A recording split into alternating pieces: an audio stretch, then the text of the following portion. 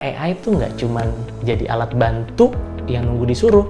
Seharusnya AI mulai dimanfaatkan untuk bisa ambil inisiatif sendiri. Ini yang disebut dengan agentic AI. Challenge terbesarnya bukan tentang teknologinya, tapi mindset dan budaya kerja. Semua penerapan AI, mereka kan selalu balik ke satu hal ya, yaitu ningkatin experience dari user. So be prepared to join the daily conversations on Tisker's YouTube channel. Because every transformation begins with daily conversations. Kalau dengar kata AI di daily conversations, apa yang langsung lewat kepala kalian? Chatbot? Robot pintar? Atau otomasi kerjaan? But yes, semua itu tuh benar. Tapi ternyata manfaat AI itu jauh lebih luas dan dalam loh. Bahkan nih, banyak banget potensi yang justru sering dilewatin. Nah, di video kali ini, kita nggak akan cuma bahas manfaat umum AI aja, tapi kita juga akan ngintip dikit ke arah baru dari gimana AI bisa berkembang. Penasaran kan apa aja? So, simak sampai habis ya. Nah, biar lebih gampang, kita coba ambil satu contoh ya, yang dekat sama keseharian kita. Netflix. Yes, Netflix. Nah, Netflix aja nih yang udah punya jutaan penonton setia, mereka juga punya konten yang mendunia, mereka tuh tetap jadiin AI sebagai bagian penting dari operasional bisnis mereka loh. Nah, apa aja sih yang mereka lakukan dengan AI? Pertama, mereka lakukan personalisasi dalam skala besar. Kalau kamu perhatiin nih, tampilan Netflix setiap orang tuh bisa beda loh. Kenapa? Karena AI-nya tuh terus belajar dari kebiasaan nonton kamu. Sampai waktu yang kamu pilih buat nonton tuh juga bisa menjadi pembeda. Bahkan sampai genre film yang bikin kamu lebih tertarik buat ngeklik. Nah, yang kedua, AI juga dimanfaatkan oleh Netflix untuk melakukan peningkatan produktivitas tim internal mereka. AI bantu tim internal untuk melakukan analisa performa konten, prediksi tren juga, dan bahkan mereka juga bisa bantu untuk melihat selera pasar.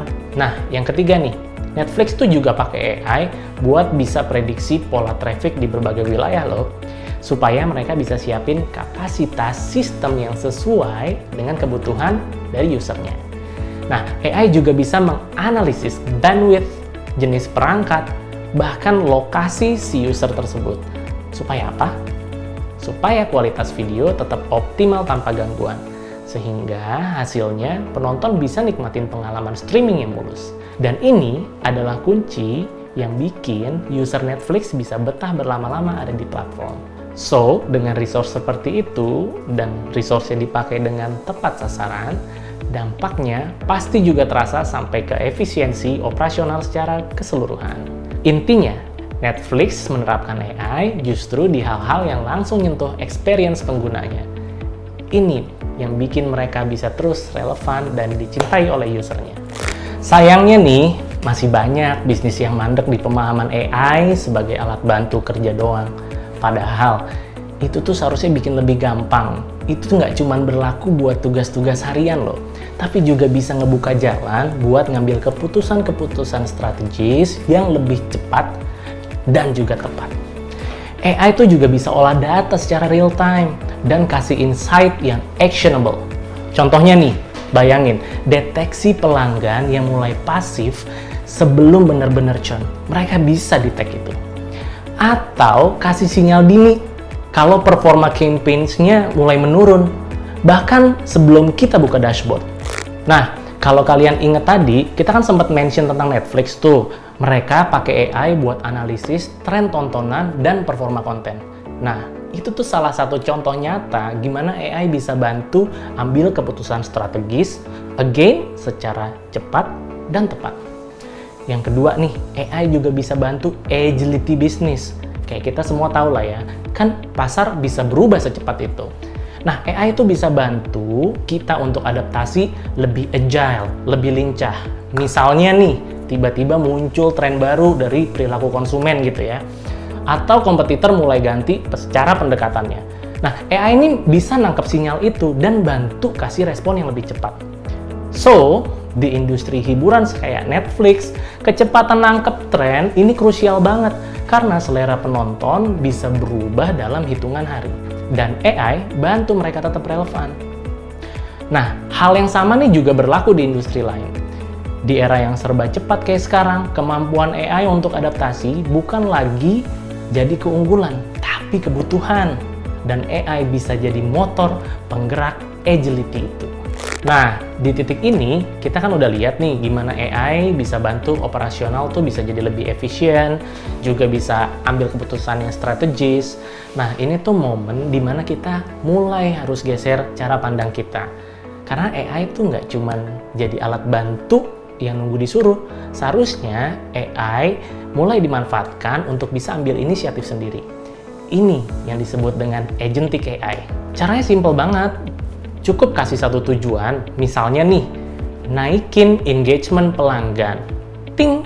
Nah, ini dia akan cari cara terbaik buat capai itu. Ini mirip sama cara Netflix yang bantu kasih rekomendasi film ke kita. AI-nya belajar dari kebiasaan nonton kita. Terus, dia akan susun rekomendasi yang paling relevan tanpa kita minta. Nah, approach kayak gini yang sebenarnya bisa banget diterapin di berbagai macam industri. Mulai dari analisis data, saran follow up, sampai otomasi jalanin kampanye upsell. Ini tuh bukan lagi soal efisiensi, tapi tentang gimana caranya kita bisa punya partner digital yang bisa diajak mikir bareng. Mindset ini tuh harus diubah when we're talking about the benefits of AI. But of course, nggak semua bisnis bisa langsung loncat ke tahap itu kan. Challenge terbesarnya bukan tentang teknologinya, tapi mindset dan budaya kerja. So, kalau tim masih tertutup, data masih scatter, atau AI masih dianggap kayak sekedar pengganti manusia, maka manfaat AI, termasuk agentic AI, kayaknya nggak akan maksimal ya.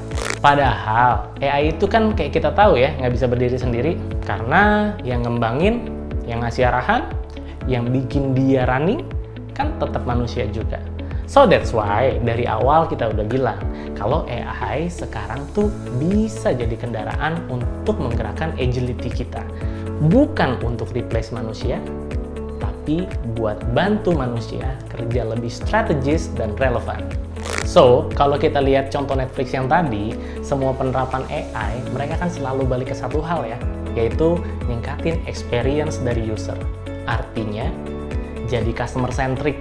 Itu tuh bukan cuma slogan, tapi memang menjadi approach yang dijalankan sampai ke teknologinya. Kalau perusahaan global aja udah nyampe sana, ini jadi waktunya buat kita kan untuk mulai mikir ke arah yang sama. Sekarang pertanyaannya adalah, sejauh mana Anda udah manfaatin AI di tempat kerja? So, kalau tertarik untuk bahas lebih lanjut soal AI, tulis aja di kolom komentar topik seru apa yang harus kita bahas lagi.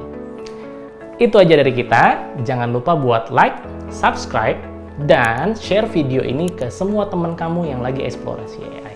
Sampai jumpa di episode Daily Conversations by Kiskas berikutnya. Bye-bye.